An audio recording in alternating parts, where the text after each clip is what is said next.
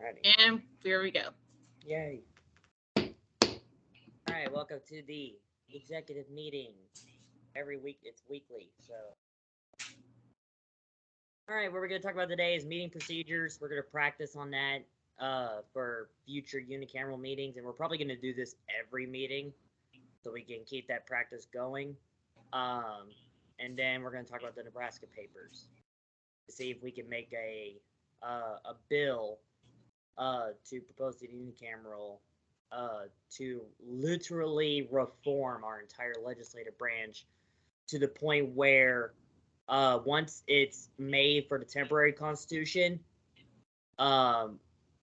we can have that as a base for our founding constitution when we actually get our islands and make this real nation. So, because that's how good I want the legislature to be. Of course, there'll probably be some changes in the future. Of course, I mean, it ain't gonna be a perfect reform.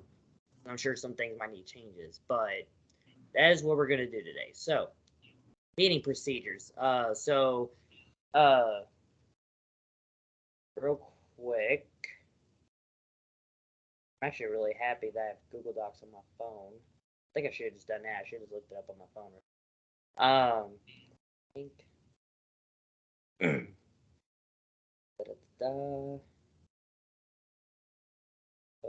Okay. So, Madam Clerk and Senator Ross, I am sending you, if it's not going to break on me, yes, the temporary constitution of the Queen of the Nix. And what you're going to look up is, I believe it's Article 4, which is the legislative branch. And then you're going to look at the meeting procedures that we passed. Yeah. That I believe it was the one that passed on January 30th of 2022, maybe? No, it was November 18th of 2021, perhaps? Me every Tuesday. Procedure will begin.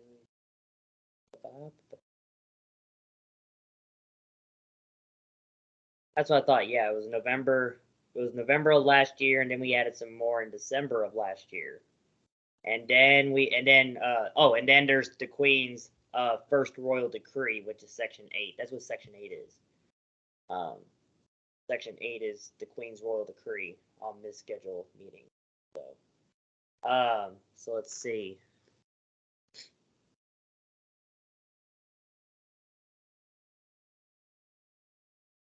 I got a question. Go for it. What did you send in my email? Nebraska papers. I've already forgotten your name. Fuck. St. Austin. There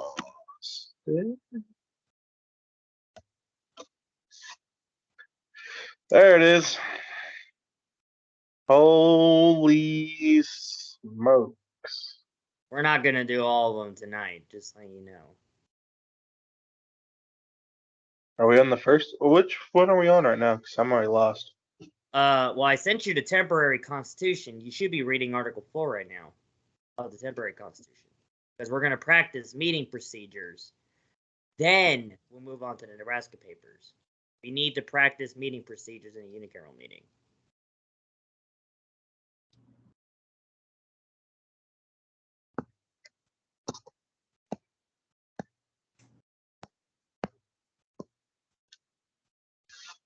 I mean, we might not even do any demonstrations. We might or might not. I don't know yet. But when you guys read the procedures, like Madam Clerk,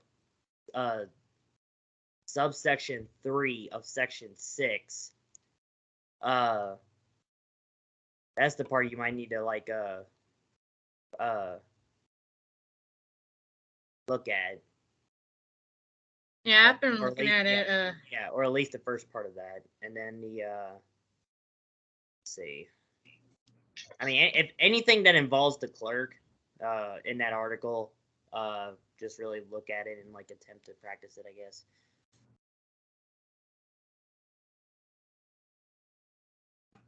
I don't think there's really much anything on the clerk as far as I'm aware. Besides roll call. Okay, and then of course That was loud. What was that? That about That- boiled my ears. That was, I believe that was a WLKY, I think. And that could probably be one other thing for these meetings. Anybody's phones that are turned up needs to be on vibration, so it's less disruptive. Sadly, only that has to be a verbal rule. Like that actually has to be a floor rule. Like as soon as the meeting starts, that's the rule. Like before we start the meeting, and then when the meeting starts, whoever's in charge, whether it's the chairman or me, we have to say, all right, everyone silent your phones, and then we'll move on to this bill or whatever. That's how it's got to do it. So far, it's not in part of our meeting procedures yet because it's not a statute yet. I tried making a statute, but sadly, we had to reschedule the unicameral meeting, and I had to file the House bill that has those statutes to the next meeting, which won't be till July 18th.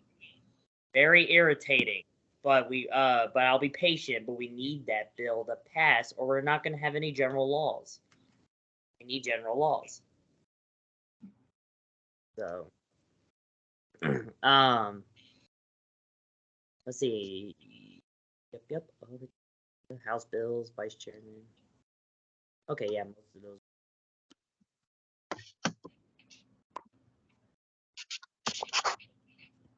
To our deadline. There we go. Legislatures. Oh, that's a typo. I spelled that wrong. That's not how you spell legislators. Have the right to call amendments. Proposed bills require a motion, a second, and a simple majority vote. Yeah, see, we already violated the meeting procedures. Now here's the thing. We don't have this rule yet. I actually hope we don't. So I'm not even gonna make that a proposal. But if someone ever does, I'll probably go against it. And what it is that some of the legislators in the state has, where say they broke something, they messed up something, or maybe they accidentally done something. They'd be like, "Hey, can we have a motion to suspend the rules so I can propose this bill?" And it's like, "Yeah." And I'm like, "No, he screwed up. That bill should be refiled, rewrote, and start over again." And don't suspend the rules all because you messed up. I mean, either that or don't have that many rules for yourself. So obviously I'm never gonna make that rule, but if someone ever proposes it, I will go against it. Okay, yeah. I mean, if you guys are reading the rest of Article 4, everything should be really self-explanatory. Obviously, Senator Ross, while you're in a meeting, don't speak unless you're recognized on the floor. Someone literally has to say, you can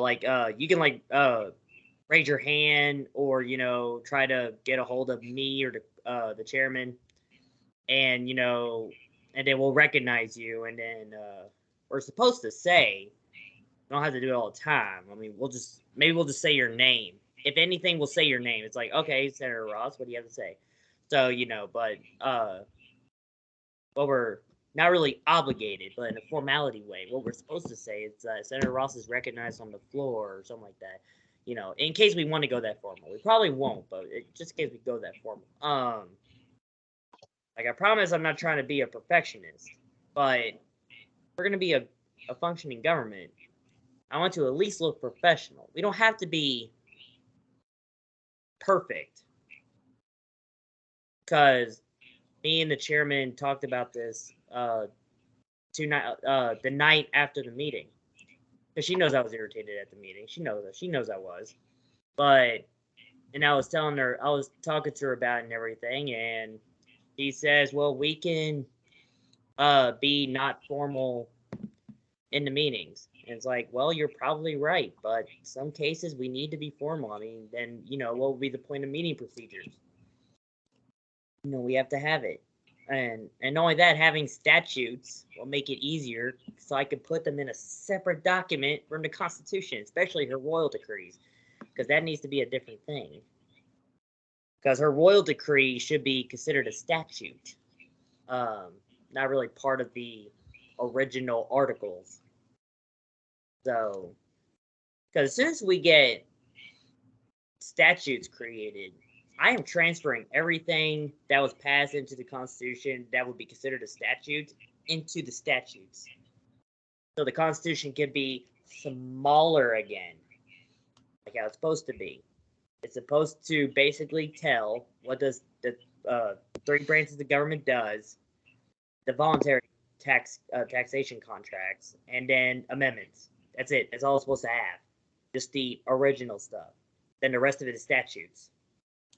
So, and then we can work on repealing and making more of the statutes. So, so like I said, we're probably not going to demonstrate anything tonight. I just want to get that out there. I mean, everything should be self-explanatory. I'm not going to question your all's ability to be formal. If you all think you can be formal in the next meeting, I believe you can. So, because I'm not going to question that.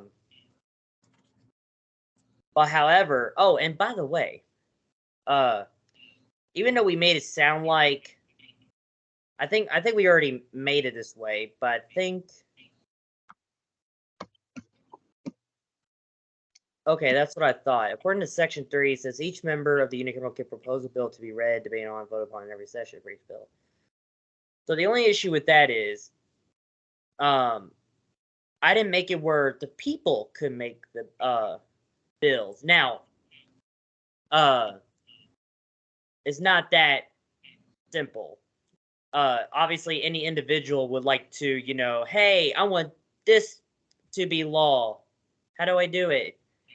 Well, in our current situation, because of Section 3, they'll have to talk to a legislature, and that legislator will be the sponsor, and then that legislator will have to get every other legislator to be sponsors.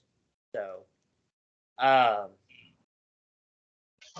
but obviously, that person that created the bill itself to get a legislature to propose it to the unicameral, that constituent can come into our floor or a meeting and testify for that bill. You know, why should this be law? Why? I mean, does it really need to be law? Does it? So, you know, then we'll debate on it and talk about it, and passes, not. So, but maybe in the future, maybe in our reformed legislative branch, if it ever comes to it, citizens might be able to actually get that option. But in our current situation, they'll have to get a legislature to propose whatever bill they want to propose. Because all constituents can do is testify. I mean, we might keep it that way. I don't know. We're constantly changing a little bit. So whatever goes, goes. Because I don't want to give the people too much, but I don't want the people to do not much either. So we got to find that fine balance between what the people can do and what the people in government should do.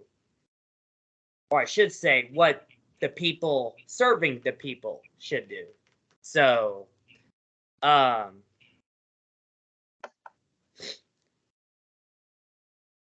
reminds me, Senator Ross. This is more of a verbal rule. It's not actually part of the meeting procedure, but I might actually propose a bill in the future to make it that way. Or other than that, that might be in our reformed one. Whenever me and the Queen are unavailable, or me, I should say the chairman, but whatever. Me and the Queen, or if me and the Queen are unavailable, or we're both testifying for a bill that we want to pass or propose, someone else in the legislature has to take the gavel. Someone has to take the chairman place. And yes, once you take the gavel seat, you are chairman. Not the Queen, not me. You, whoever holds the gavel, is the chairman. And that's how it's supposed to be. But only legislators can do it. Not the clerk, not the constituents, the senators, or the ministers. Whoever's in that meeting.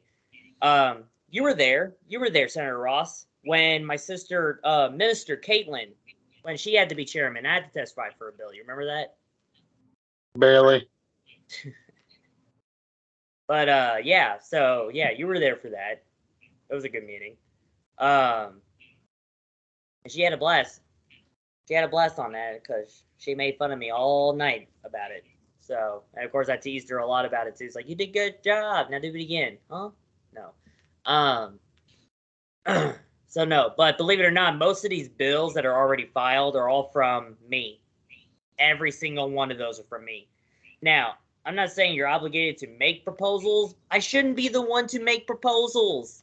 I'm sure you probably have something you want to propose, Senator Ross. I mean, you proposed House Bill 16. I mean,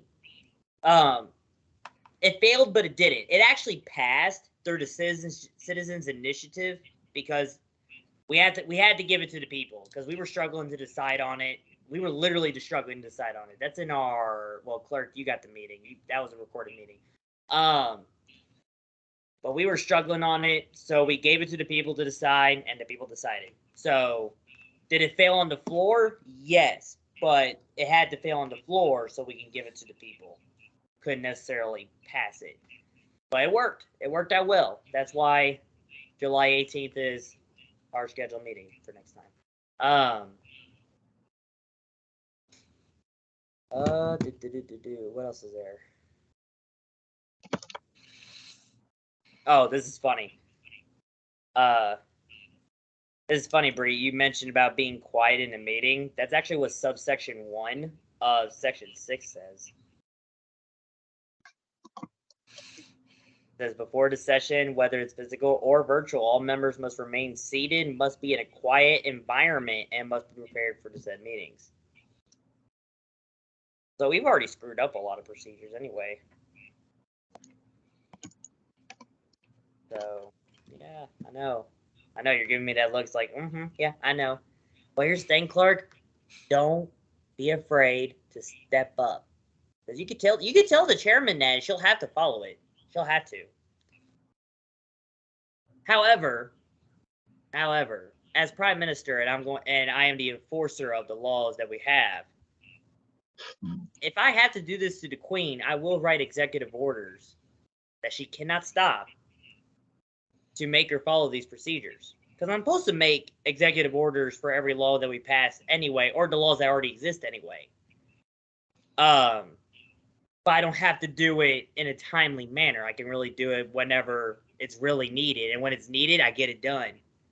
But at the moment, I don't think we need it. But if we do need it, I'm going to make an executive order. So the executive order I'm already thinking about now is for what we did not do the last meeting that you're going to practice on, Bree. Is House floor amendments. House floor amendments to a proposed bill that's there has to be voted on first. And I did base this off of an existing legislature, the state we're in, Kentucky. I did copy off of them a little bit because, if we're going to make a government, we got to base off of something. So here's how it works. Before you vote for the entire bill, there's that other legislator to say, okay, well, fine. If we're going to pass this bill, I want to add that to that before we pass it. That's basically what a floor amendment is. So before we pass the entire bill, we need to decide if this new addition to that bill should be added. That's what a floor amendment is. So that's why in that meeting, I was trying to push to get those floor amendments to get voted on, to at least get voted on. Whether they pass or fail is irrelevant. I just wanted to get voted on. So that's the whole point of floor amendments. Now, obviously, it wasn't your fault. You're new to floor amendments, and we haven't done a unicameral meeting in months. So that part I understand.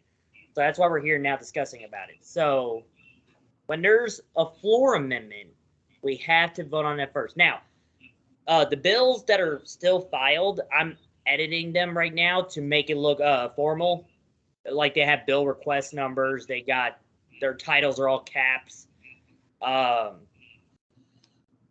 sponsor names didn't really change. I just got rid of the titles, so it just has my name.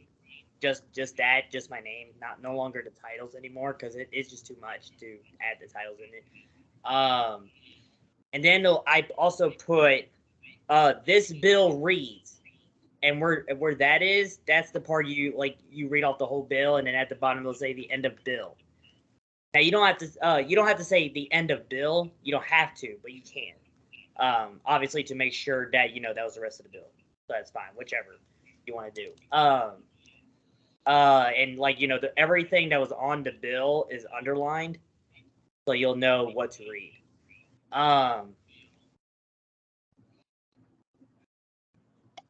Yeah, I think that's it on that part. What was it? Right. So anyway, yeah. So that's probably the executive order I'm going to make. I'm not going to make it now because I still got to work on the website, and I just got done finishing Executive Order 3 to officially create the Census Bureau because we need one. So obviously, I'm going to be in charge of it until we get a secretary, obviously. And it's really simple. It's literally to figure out how much people we got and where they came from. Like, 77.4% of our population is from Kentucky. 77.4% are from Kentucky, which is mainly everybody. So, then we got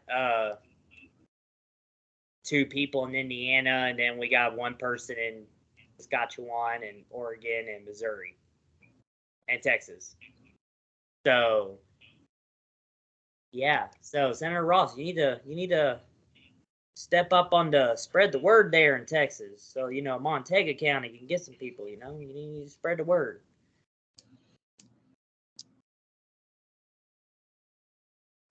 I just live here. Huh? Just live here. I can't hear you. What? I just live here. Oh, you just live here? Yeah. It's like, I just live here. Well, I know, but I mean, at least try something. I mean, at least I tried. I actually put posters around my neighborhood. Nothing happened, but I put posters around my neighborhood. I at least went that far. Of course, 2 days later, it started to rain. So, and it wiped out all my posters, or at least majority of them. Yeah, I haven't put the clerk's number on there, and nothing happened. So, Nope. Yeah, so we gotta try other things in need, like other social media apps. That's something to do. But anyway, that's the executive order I'm gonna make. So nothing new and fancy. I might make it. I haven't decided yet, but I'm probably gonna do it anyway, and I'll just let y'all know about it. Do y'all think I should make an executive order forcing all legislatures, including myself, to vote on the floor amendments first that are part of the bill that's being proposed? I forgot how I just said that. Let me rephrase. Should I make an executive order to force the legislators, including myself, to vote on the floor amendments that are already part of the proposed bill before we vote on the entire bill? Do you think that's advisable?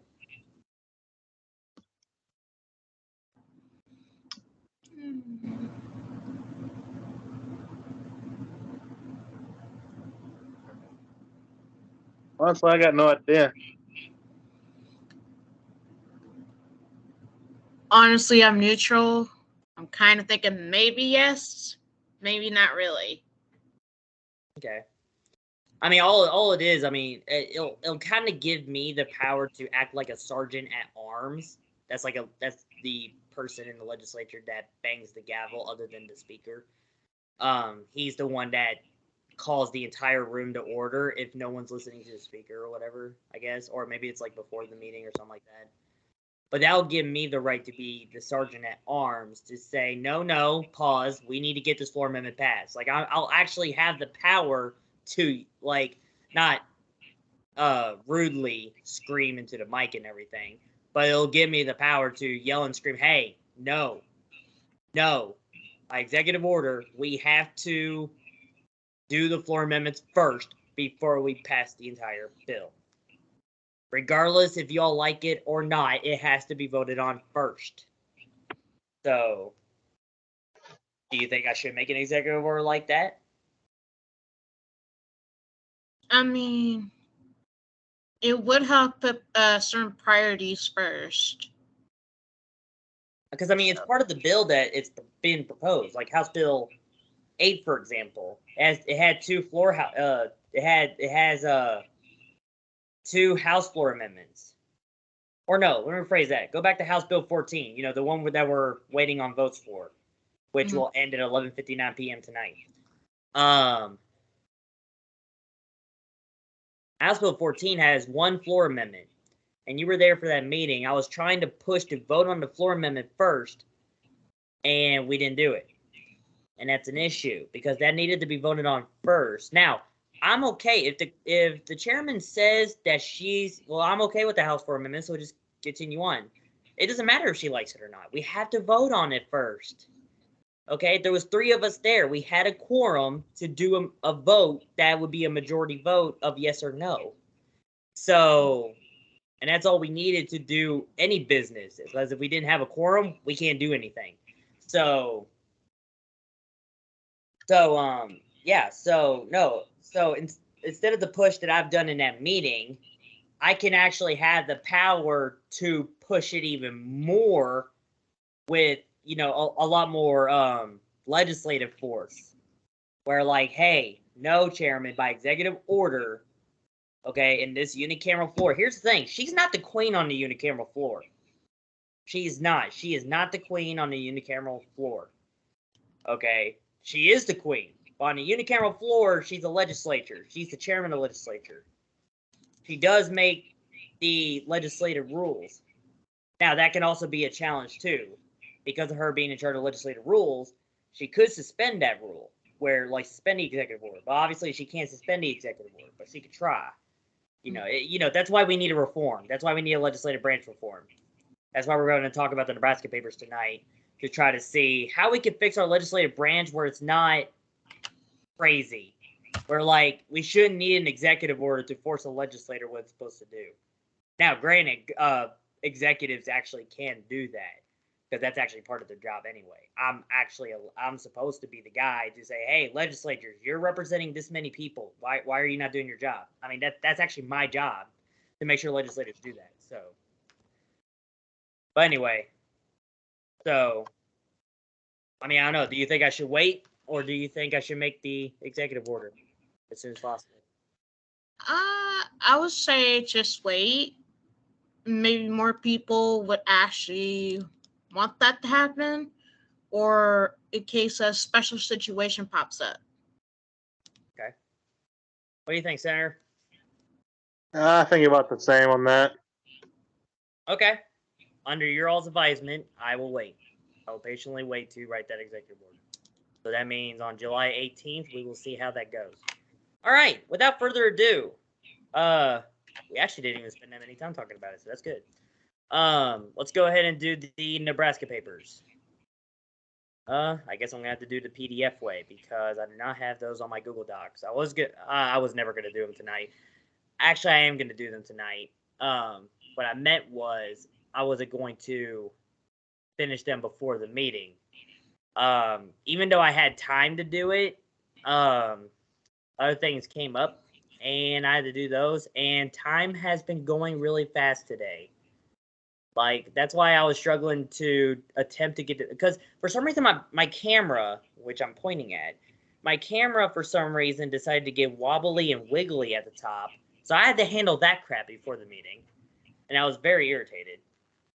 So I was like, are you serious? You're doing this to me right now? Like, literally, I had to take a piece off of it for it to stop wiggling. Because I don't know what was wrong with it. So, I hope I didn't break it. But so far, it's working fine. Well, obviously, the camera's working fine, but the tripod is the tripod that's, like, being nuts.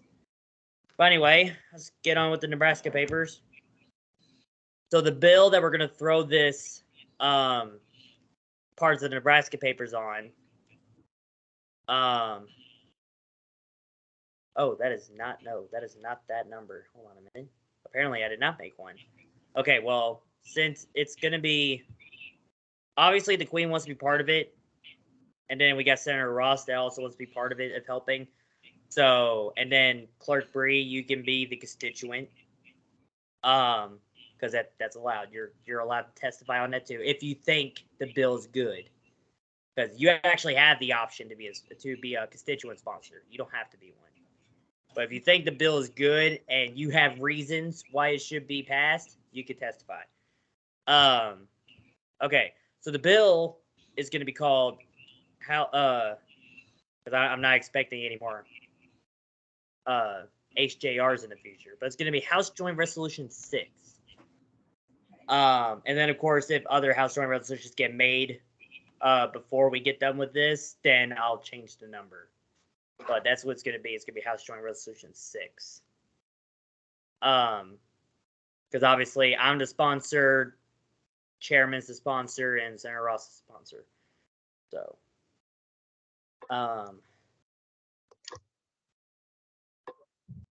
okay, and we're just going to work on the whole part.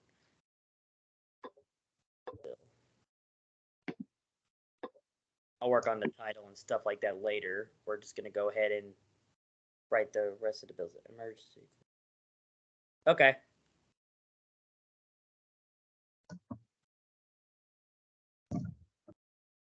Okay, the clerk will be right back. She had to do something. Okay, so yeah, let's find it and let's begin with that. We're going to start with, obviously, the first paper, if I can get my email up. I'll have to do the PDF part because I really don't even want to touch my laptop. I feel like if I touch my laptop on any of these apps, Skype's going to crash, and I don't want that. So I'm just going to do it the email way. Okay, here we go. Perfect. Oops. No, don't you dare. Here we go. Can I get on this? Oh, cool. It's made like that. Oh, I can go. Oh, okay. That is very helpful. Oh, cool. I got the whole thing. Awesome. Okay. All right. So let's start on the first paper. So articles and annotations. Annotations are what are opinions and rulings that the Nebraska Supreme Court made. That's what an annotation is. So articles and annotations regarding the legislative branch of the state of Nebraska, number 1. Article 2, Section 1, year 1875, because, we're going back in time. We're figuring out how the Nebraska legislative branch works even before it became a unicameral.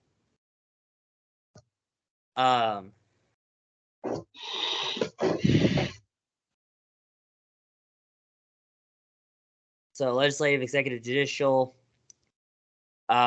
Section 1, the powers of the government of the state are divided, there's a typo there, are divided into the 3 distinct departments, the obvious 3 branches. No person or collection of persons be one of those departments shall exercise any power properly belonging to either of the others, except as expressly directed or permitted in this Constitution. 2, notwithstanding provision of subsection 1 of this section, supervision of individuals sentenced to probation, released on parole, or enrolled in programs or services established within a court may be undertaken by either judicial or executive department or jointly as provided by the legislature.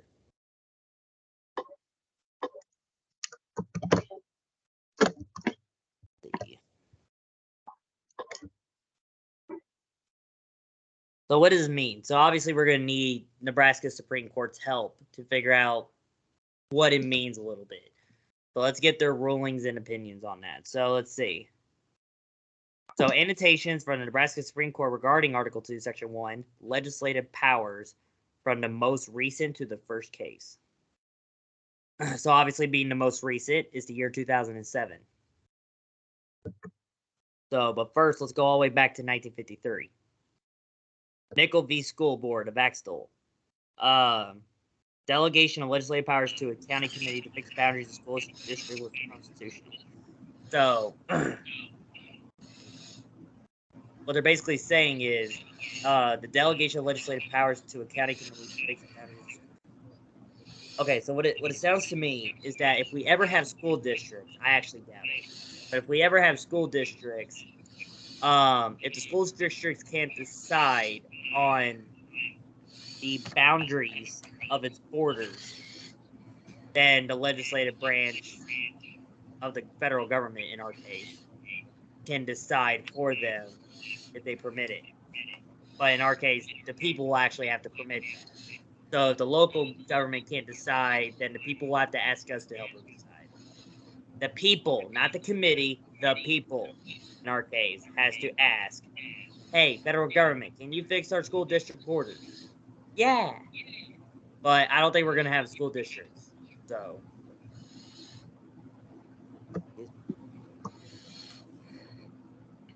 we're probably going to skip the school district ones for the sake of argument. Okay. Let's do number 11. State X Rail Johnson v. Hagemeister, 1955. Legislature has power to confirm appointments to public office. So what that's actually really common in most states. So what that basically means, I actually know what this means. What this means is that what Congress does to a person as being appointed by the president in the U.S. They get confirmed first before they get appointed to office. Like, I choose him. Like, okay, we're the Senate, so we actually decide if he joins or not. And then the Senate does all these random questions, and then the guy gets either turned in or gets declined. So that's basically what it means. So should the legislative branch have the power to do that?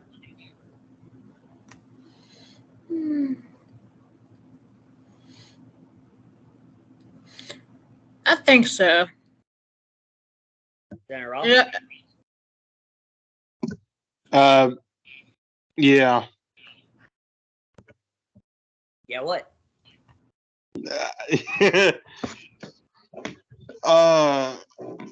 No, I totally agree with all that. Like, even though, man, I'm fucking sleepy. I'm having a hard time staying awake now. I can't even really explain it. I mean, if y'all want an example, I can get an example. So I guess in our case, once the unicameral is reformed, it might even get another name, by the way. Once the unicameral has been reformed, if we chose to actually pass this with that power in, that means the unicameral will have to be like, say, I can no longer just automatically appoint you to a position. You now have to be confirmed by the unicameral to be appointed to that position. And that means the unicameral are going to be the one to ask you questions of why should you be appointed. That's what that means. And then, of course, if the person gets accepted, then yay, I got a new guy. If not, I got to find someone else. So kind of like a job interview. Yeah, kind of like a job interview. And a checks and balance, because now I just can't appoint a random people that wants to be in my job. They have to get confirmed first. So that's a checks and balance thing. So the executive branch is going to get reformed too, but we're going to work on the legislative branch first. The executive branch is going to be worked on in the near way future. Because I do plan on basing our executive branch off of Kentucky's executive branch, because Kentucky actually has one of the most unique executive branches in the U.S. So I kind of want to base it off that. Probably not make it exactly that, but I want to base it off that, because apparently the governor here has a lot more power than people think he does. Not that to the point where it's unconstitutional, but he can do a lot more things than any other governor does. But okay, so I guess we're in agreement on that. So the unicameral should get that power to confirm whoever I appoint to a specific public office.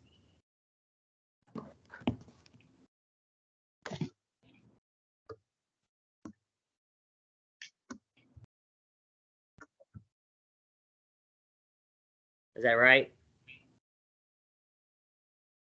Yes. Okay.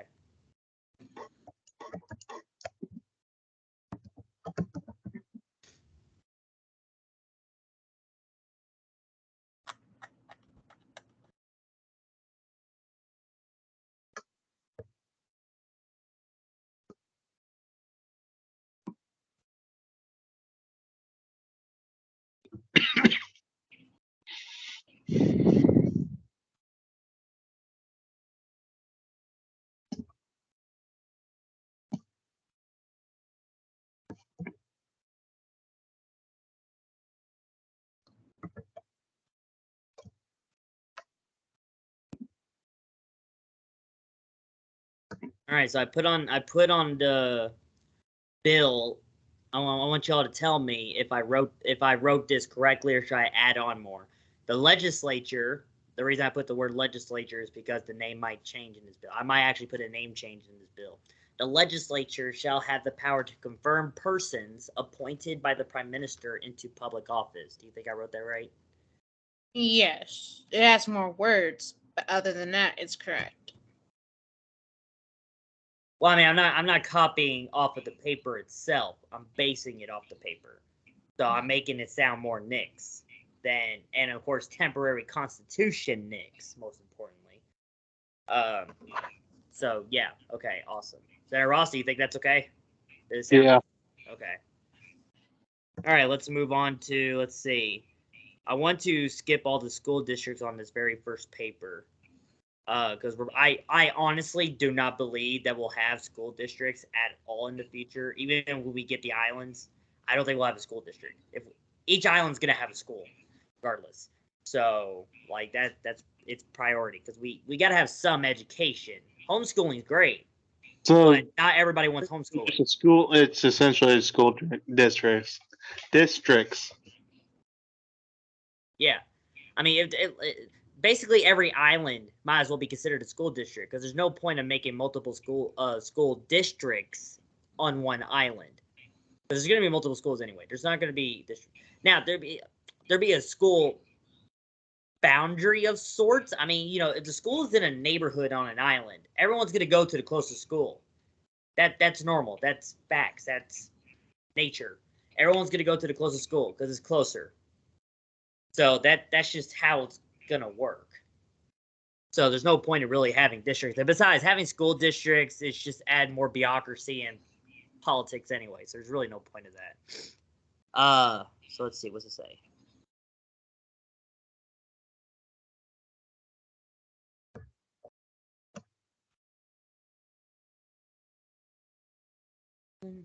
The fuck was that?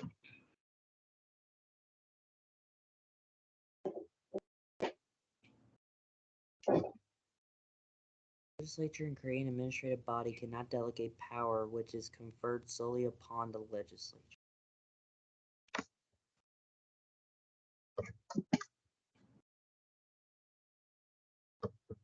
Oh, the liquor company got naughty. Okay. So according to Terry Comforter Incorporated versus Nebraska Liquor Control Commission, the legislature, in creating an administrative body, cannot delegate power, which is conferred solely upon the legislature. So I think and this is the year 1963. So I think it's saying the legislature cannot give power to any administrative body that belongs to the legislative branch federally. So I guess put in Nick's case, like the unicameral makes laws for the rest of the nation, and let's say Lavender County can only make local ordinances to Lavender County. The unicameral cannot give unicameral powers like making laws federally to Lavender County's local council, because only we can make laws for the entire nation, not the Lavender County Council. So I'm pretty sure that's what it's saying. So, and that's actually a good regulation on the legislative branch. So, should we make something like that? Should we make it where the unicameral should not give power to any local administration to make laws that contradict the federal law? And yeah, we're regarding in the temporary constitution. Obviously, we're going to talk about the counties that we have now, not the islands. The islands wait in the future, so we got to talk about the counties we have now. And I do want the local counties to have their own local government. I want that to happen, but we need more people for that to happen. So out of all the counties that's going to have a council, Iroquois County is going to be the one to have a council because it's at the highest population. On our map right now, Iroquois County is red. That means it has more than 20 people. Or more than 11 people, I should say. So that's how populated Iroquois County is. It's actually the highest population in our country. So do you think that should be part of the bill? Should we make it where the unicameral cannot give any of its powers to any local authority or maybe a local administrative body in any of the temporary federal counties? Clark's in on it. Actually, I kind of think there should be a vote based on that. Oh yeah? Not everybody will agree, but then some others kind of like the idea, especially depending on where you would get the power to, or in some cases. Well, what It all does it depends. go on? But I think we should honestly vote on it. Well, I mean, it's what we're here now. I mean, we're trying to create a bill now, so we can't. I mean, we can make it a vote in this particular section, if that's what you mean. I don't know if we can make it a vote, because it's a proposed bill. So the only way to actually vote on it is when. Actually, there might be a way to propose on it. If all three of us are not so sure that this specific power should be in this bill in its entirety, we could propose it as a floor amendment, so it could be voted on separately. It's like, okay, guys. So, like, say we're testifying for the bill. Okay, guys. So we're struggling on. Me and the other sponsors are struggling about if we should put this particular thing in the entire bill or not.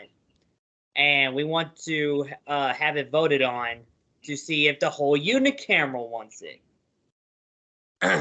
So, because obviously House floor amendments, they have to get passed by the unicameral. House floor, that's said and done. House floor amendments can't be voted on by the people. It's got to be proposed by the unicameral.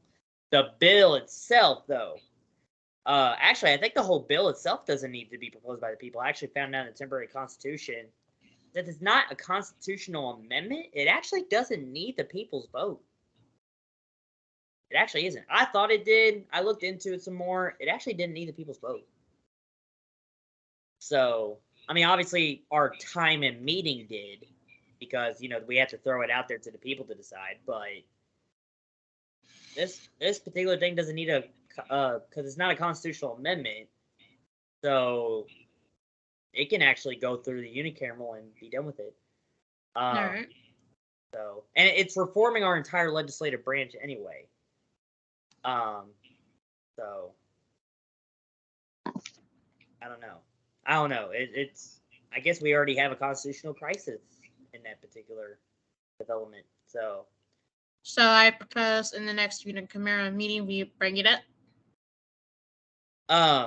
I don't know about this. I don't know. Oh, well, yeah. In the next unicameral meeting, we'll bring up that particular topic where, hey, so we thought about reforming the entire legislative branch.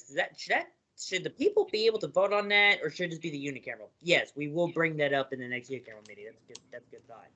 We'll definitely bring that up in the next, because I'm actually struggling. I'm reading the Constitution, but I'm struggling to figure out, even though I'm the one that wrote it, I'm actually struggling to figure out, should the people reform the entire? Should the people be able to vote to reform the entire legislative branch, or should it be us? I actually don't know. That's a hard one. I don't know. I'm thinking it should be the people, but it's not a constitutional amendment. So I don't know.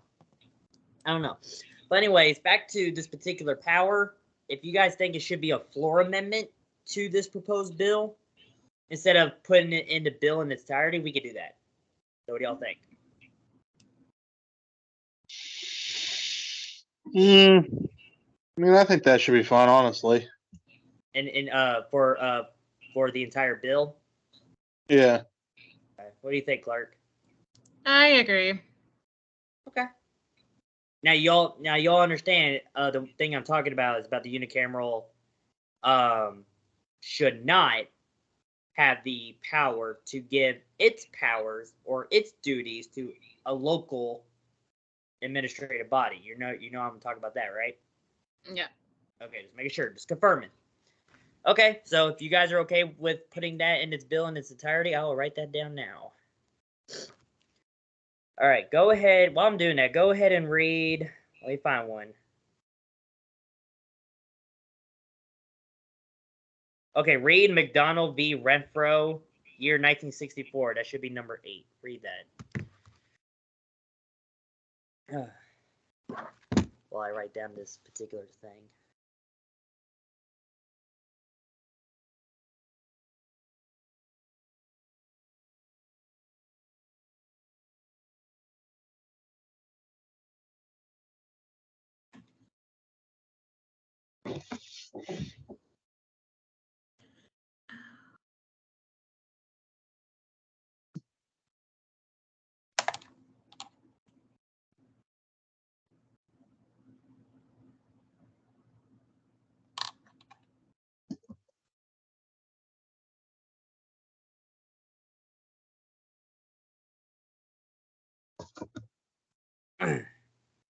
Okay, so I added a little bit in the part. So here I'm gonna read it, and I want y'all tell me what y'all think about it. The legislature shall not have the power to give its powers or duties to any other administrative body other than the committees that are formed within the unicameral, such as the smaller committees, like say a Treasury Oversight Committee. That's a committee I want to create in the future. It's gonna have legislatures and such, but it'll have some powers, but not like ridiculous. And obviously, the whole unicameral could just get rid of it entirely. So it's part of the unicameral. So what do you think? Does that sound okay? I know I didn't. I know I didn't put any. I know I didn't put like local government in there, but I could probably make that like a subsection. Probably do that.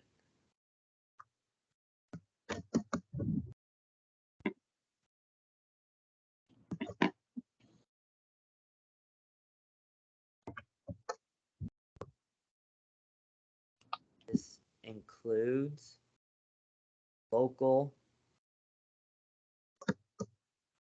county governments. Then I put subsection 1. This includes local county governments. There you go. Now, obviously, the stuff I'm putting on here, I'll have to like reorganize and like rewrite almost the whole thing to make it look like an actual bill. Then I'll have y'all read it to see if it still sounds good and everything. All right. Have y'all read McDonald v. Renfro? Not fully yet. Just give me a minute. Okay. I mean, they're tiny. These annotations are tiny, so it's not like they'll take forever to read. It says legislature may not delegate or impose legislative functions upon the judicial department. So obviously, in our case, we do not have a judicial branch. However, the supremacy branch actually is our judicial branch. It's just not called the judicial branch. Because the queen is actually judge. And she can be jury by herself. But she has the option and ability to get juries. So, obviously, she will go with a jury trial if she needs to, majority of the time. But in some cases, she might not. So, the queen is, essentially judge and jury. But I'm sure she'll most likely try to attempt to get a jury made. It helps get people more active in our own judicial process if we ever have one. I mean, we've already violated the Constitution a couple of times. Surprised we haven't got trialed yet. Maybe if our citizens will actually complain more, maybe we'll actually have a trial someday. If our citizens complain a little. I mean, if you think about it, it's what's happening now in the U.S. Not everybody is crying enough, I guess, or not screaming loud enough, I guess. It's like, get on your legislatures. They're the ones that's causing trouble, not the president. So, but it's whatever. So I guess in a unicameral sense, should that be worthy of a thing to be put on this bill? So I guess in Nix's case, the unicameral may not delegate or impose legislative functions, just like the last thing, legislative functions upon judicial department. So in the supremacy branch. So like basically the supremacy branch can't do anything the unicameral's supposed to do, and the unicameral can't give the supremacy branch any of its powers and functions.